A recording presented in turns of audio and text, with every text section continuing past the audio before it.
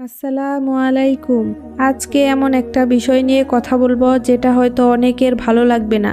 আজকের আলোচনার বিষয় হলো বিয়ের আগে ছেলে মেয়ের প্রেমের সম্পর্ক এবং এর ভয়াবহ পরিণতি সম্পর্কে। ভিডিওটি শুরু করার আগে একটা কথা বলে নিতে চাই, এমন ইসলামিক ও শিক্ষামূলক ভিডিও পেতে আমাদের চ্যানেলটি সাবস্ক্রাইব করে পাশেই থাকুন। আর যদি আপনি আমাদের ফেসবুক পেজ থেকে ভিডিওটি দেখে থাকেন তাহলে আমাদের পেজটি ফলো করে সাথেই থাকুন। এবার মন দিয়ে শুনুন। বিয়ের আগে প্রেমের সম্পর্ককে আমরা অনেক সময় খুব স্বাভাবিকভাবে দেখি, মনে হয় আমরা তো শুধু একে অপরকে ভালোবাসি। কিন্তু একজন মুসলিম হিসাবে আমাদের প্রশ্ন হওয়া উচিত, আল্লাহ কি এই সম্পর্কের অনুমতি আমাদেরকে দিয়েছেন?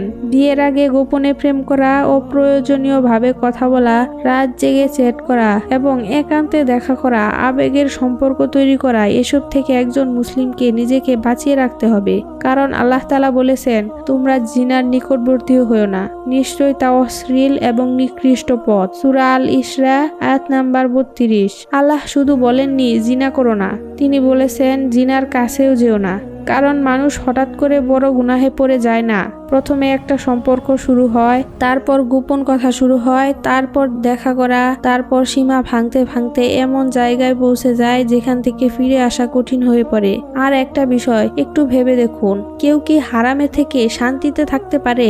এই হারাম প্রেম শুধু কষ্ট আর যন্ত্রণাই দেয়, দিন শেষে সুখ কিন্তু কখনোই আসে না। আপনি একটু বাস্তবতার সাথে মিলিয়ে দেখুন, যারা হারাম সম্পর্কে থেকে বিয়েও করেছে তারাও কিন্তু শান্তিতে নেই। তাহলে আপনি কিভাবে ভাবছেন ওই মানুষটাকে বিয়ে করলে আপনি শান্তিতে থাকবেন? আর একটা বিষয় একটু ভেবে দেখুন, আপনি যদি সারাক্ষণ সেই মানুষটির কথা ভাবেন, তার জন্য রাত জেগে থাকেন, তার সঙ্গে কথা বলার জন্য নামাজে মন বসে না, আর তাকে হারানোর ভয়ে আল্লাহর অবাধ্যতাও করতে থাকেন, তাহলে এই সম্পর্ক আপনাকে কি দিচ্ছে? শান্তি, নাকি ধীরে ধীরে আপনার ঈমানটাই দুর্বল করে দিচ্ছে?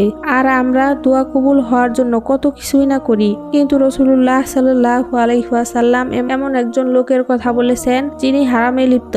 সে হাত তুলে দোয়া করে, হে আমার রব, হে আমার রব, অথচ সে হারামে ডুবে রয়েছে। আর এই হারাম কাজটাই তার দোয়া কবুলের পথে বড় বাধা হয়ে দাঁড়িয়েছে। তাহলে আমাদেরও ভাবতে হবে, আমি যদি আল্লাহর কাছে দোয়া কবুলিয়াতের আশা করি, তাহলে একই সঙ্গে জেনে শুনে হারামের মধ্যে থাকতে পারি? তাই আপনি যদি এখন এমন কোনো সম্পর্কে থাকেন, তাহলে আজই একটু থামুন, নিজেকে জিজ্ঞাসা করুন, আমি কি এই মানুষটাকে পাওয়ার জন্য আমার রবকে হারিয়ে ফেলছি না? যদি সত্যি বিয়ের ইচ্ছা থাকে তাহলে সম্পর্কটাকে গোপনে চালিয়ে যাবেন না।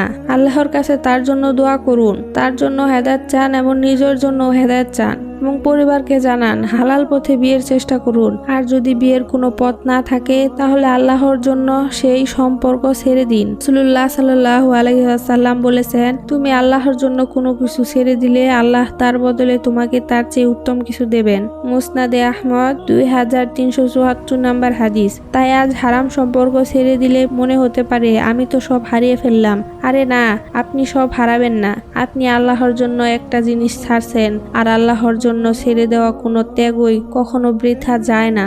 আর যদি মনে হয় আমি তো অনেক গুনাহ করে ফেলেছি, এখন কি আল্লাহ আমাকে ক্ষমা করবেন? তাহলে আল্লাহর এই কথাটা শুনুন, তোমরা আল্লাহর রহমত থেকে নিরাশ হইও না, নিশ্চয় আল্লাহ সমস্ত গুনাহ ক্ষমা করে দেন। সূরা আজ-জুমার আয়াত নাম্বার 53। তাই আজ থেকেই ফিরে আসুন, হারাম সম্পর্ক ছেড়ে দিন, তওবা করুন, আল্লাহর কাছে কাঁদুন। হয়তো আজই কষ্ট হবে, কিন্তু ইনশাআল্লাহ একদিন পেছনে ফিরে আপনি নিজেই বলবেন, আলহামদুলিল্লাহ, আমি যা করেছিলাম তা ভালোই করেছিলাম। আজকের আলোচনা এখানেই শেষ করছি। দেখা হবে অন্য একটি ভিডিওতে। আল্লাহ হাফেজ।